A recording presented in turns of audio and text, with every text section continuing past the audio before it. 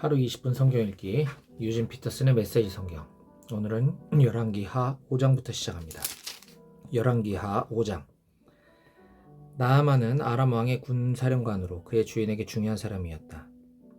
하나님께서 그를 통해 아람에게 승리를 주셨으므로 왕은 그를 더할 나위 없이 귀히 여겼다. 그는 참으로 훌륭한 사람이었는데 다만 심한 피부병을 앓고 있었다. 전에 아람이 이스라엘을 원정 기습할 때 한 어린 소녀를 붙잡아 왔는데 그 소녀는 나아만의 아내의 종이 되었다. 하루는 소녀가 여주인에게 말했다. 주인께서 사마리아의 예언자를 만나시면 피부병을 고치실 수 있을 텐데요. 나아만은 곧바로 자기 주인에게 가서 이스라엘 소녀가 한 말을 보고했다. 아람 왕이 말했다. 그렇다면 가시오. 내가 이스라엘 왕에게 소개 편지를 보내리다.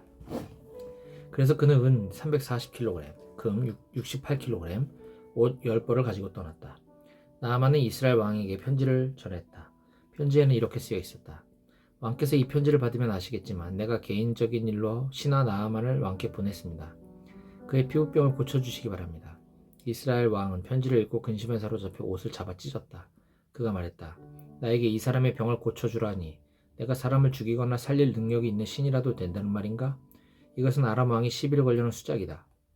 이스라엘 왕이 너무 괴로워서 옷을 잡아 찢었다는 말을 하나님의 사람 엘리사가 들었다.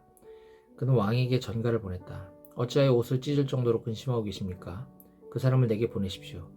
그가 이스라엘에 예언자가 있다는 것을 알게 될 것입니다. 그래야 나아만은 거창하게 자기 소유의 말과 전차를 거느리고 와서 엘리사의 집 문 앞에 섰다. 엘리사가 종을 보내 그를 맞이하면서 메시지를 전했다.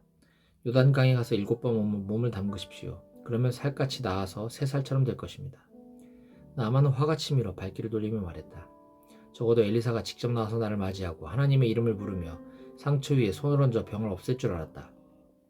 다마스쿠스의 아바나 강과 바르발 강이 이스라엘의 강보다 훨씬 깨끗한데 거기서 목욕하면 안 된단 말인가? 그러면 몸이라도 깨끗해질 것 아닌가? 그는 노발대발하며 떠나가 버렸다. 그러나 그의 부하들이 따라와서 말했다. 장군님, 예언자가 어렵고 거창한 일을 주문했어도 그대로 따르지 않았겠습니까? 그저 씻기만 하면 된다는데 그 간단한 일을 못할 이유가 무엇입니까? 그래서 그는 거룩한 사람의 명령대로 요단강에 내려가서 7번 몸을 담갔다. 그러자 그의 피부가 어린아이처럼 깨끗해졌다. 나아만은 수행원을 데리고 거룩한 사람에게 돌아가 그의 앞에 서서 말했다. 나는 이제야 이스라엘의 하나님 외에는 세상 어디에도 하나님이 계시지 않다는 것을 알게 되었습니다. 너무나 감사하여 선물을 드리고자 합니다. 엘리사가 대답했다. 하나님, 곧 내가 섬기는 하나님께서 살아계심을 두고 맹세하는데 나는 당신에게서 아무것도 받지 않겠습니다. 나아만은 선물로 무엇이든 주려고 했지만 엘리사는 받지 않았다. 나아만이 말했다. 아무것도 받지 않으시겠다면 내가 당신에게 부탁드릴 것이 있습니다. 내게 나귀 한 떼에 실을 수 있을 만큼의 흙을 주십시오. 이제 내가 다시는 하나님 외에 다른 신에게 예배하지 않겠습니다. 다만 한 가지 일만큼은 하나님의 용서를 구합니다. 내가 모시는 주인이 내 팔에 기대어서 림몬 산당에 들어가 예배하면 나도 그분과 함께 거기서 림몬을 예배해야 할 텐데 그 일만큼은 하나님께서 나를 용서해 주시도록 기도해 주십시오. 엘리사가 말했다. 다 잘 될 것이니 평안히 가십시오. 나아만이 떠난 지 오래되지 않았을 때 거룩한 사람 엘리사의 종 게하시가 혼자 중얼거렸다. 내 주인께서는 감사의 표시 하나 받지 않고 아람 사람 나아만을 그냥 돌려보냈구나. 하나님이 살아계심을 두고 맹세하는데 내가 그를 쫓아가서 무엇이든 얻어봐야겠다. 게하시는 나아만을 쫓아갔다. 나아만은 게하시가 자기를 쫓아오는 것을 보고 전차에서 뛰어내려 그를 맞이했다. 무슨 문제라도 있소?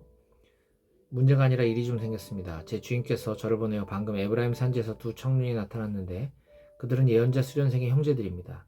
은 34kg과 옷 2벌을 선물로 주어 그들에게 부족한 것을 채워주십시오 하고 전하라고 말씀했습니다. 나아만이 말했다. 물론이요. 68kg 어떻소?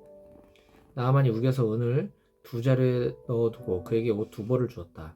그리고 선물을 나르도록 2명의 종까지 붙여주었다. 언덕에 있는 요새에 이르자 게하시는 종들에게서 선물을 받아 안에 보관해두고 종들을 돌려보냈다. 그가 돌아와 주인 앞에 섰다. 엘리사가 말했다. 게하시야 지금까지 무엇을 하다 왔느냐? 아무 일도 아닙니다. 그가 말했다.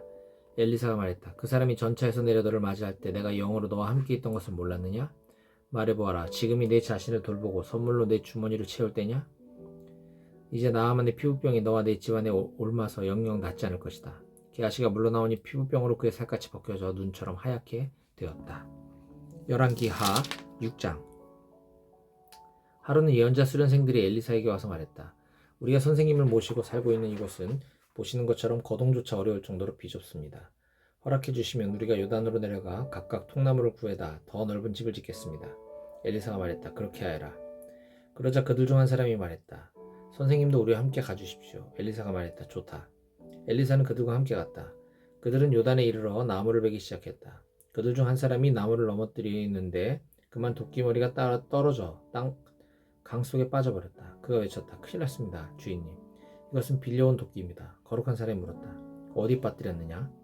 그 사람이 엘리사에게 자리를 일러주었다. 엘리사가 나뭇가지를 꺾어 그 지점으로 던지자 도끼머리가 떠올랐다. 엘리사가 저것을 집어라 하고 말하니 그 사람이 손을 내밀어 도끼를 건져냈다.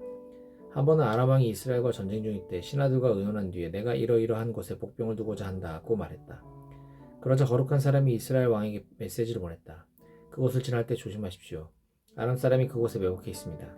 이 말을 듣고 이스라엘 왕은 거룩한 사람이 경고한 곳에 대해 지시를 내렸다. 이와 같은 일이 한두 번이 아니었다. 아람 왕은 몹시 화가 나서 신하들을 불러 모아놓고 말했다. 이스라엘 왕에게 정보를 흘리는 자가 누구인지 말하라. 도대체 우리 가운데 적과 내통하는 자가 누구냐? 그의 신하들 중 한 사람이 말했다. 내 주인인 왕이시여, 우리 가운데는 그런 자가 없습니다. 그것은 이스라엘의 예언자 엘리사의 짓입니다.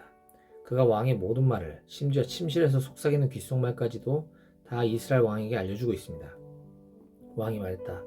가서 그 자가 있는 곳을 알아내라. 내가 사람을 보내 그를 잡고야 말겠다. 그러자 그가 도단에 있습니다 하는 보고가 들어왔다. 왕이 말과 전차를 보냈는데 엄청난 전투병력이었다. 그들이 밤중에 가서 그 성읍을 포위했다. 이른 아침에 거룩한 사람의 종이 일어나 밖으로 나가보니 말과 전차가 성읍을 포위하고 있었다. 종이 소리를 질렀다. 주인님, 이제 우리는 어찌해야 합니까? 엘리사가 말했다. 걱정하지 마라. 우리 편이 그들보다 많다. 그는 기도했다. 하나님, 그의 눈을 열어서 보게 해주십시오. 청년의 눈이 열리자 그의 눈에 뭔가가 보였다. 놀랍게도 온 산기슭에 불전차와 불말이 가득하여 엘리사를 둘러싸고 있었다. 아람 사람이 공격하자 엘리사가 하나님께 기도했다. 저들의 눈을 멀게 해주십시오. 엘리사의 말대로 하나님께서 그들의 눈을 멀게 하셨다. 그러자 엘리사가 그들에게 큰 소리로 말했다. 그 길이 아니다. 이 성읍이 아니다. 나를 따라오너라. 너희가 찾는 사람에게로 내가 너희를 인도하겠다.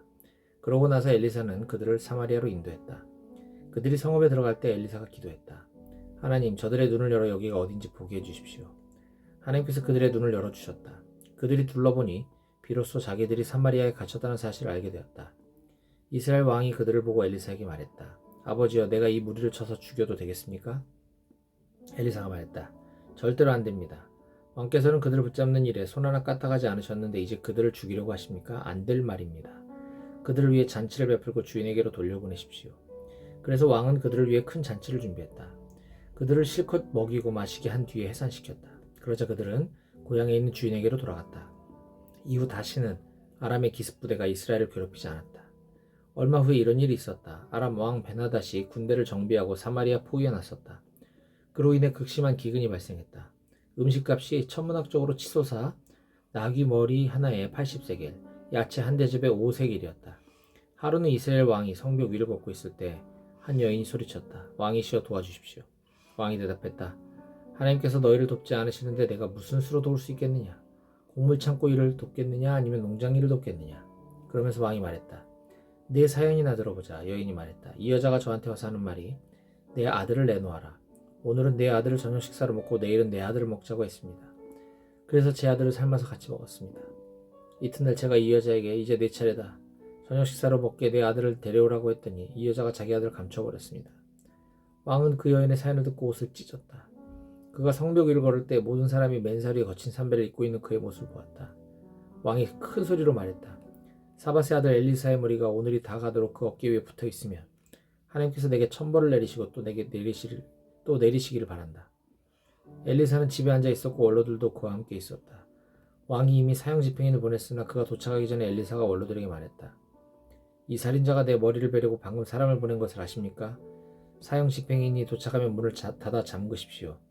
그를 뒤따라오는 그 주인의 발자국 소리가 저렇게 벌써 들리지 않습니까? 엘리사가 지시를 내리는 동안 왕이 나타나서 비난했다. 이 재앙은 하나님이 직접 내린 것이다. 다음은 또 무엇이냐? 이제 하나님이라면 지긋지긋하다. 열왕기하 7장. 엘리사가 말했다. 들으십시오. 하나님의 말씀입니다. 기근은 끝났습니다. 내일 이맘때면 양식이 풍부해져 곡식가루 한 움큼에 한 세겔, 곡물 2움큼에 한 세겔이 될 것입니다. 성문 앞 장터가 활기를 되찾을 것입니다. 왕을 부축하고 있던 수행원이 거룩한 사람에게 말했다. 지금 우리에게 그 말을 믿으라는 겁니까? 하늘문이 열려 양식이 쏟아지기라도 한다는 말입니까? 엘리사가 말했다. 당신이 두 눈으로 보게 될 것이요. 하지만 당신은 한 입도 먹지 못할 것이요. 나병 환자 4사람이 성문 밖에 앉아있다가 서로 말했다. 우리가 이 죽음의 문턱에 앉아서 무엇을 하고 있는 거지?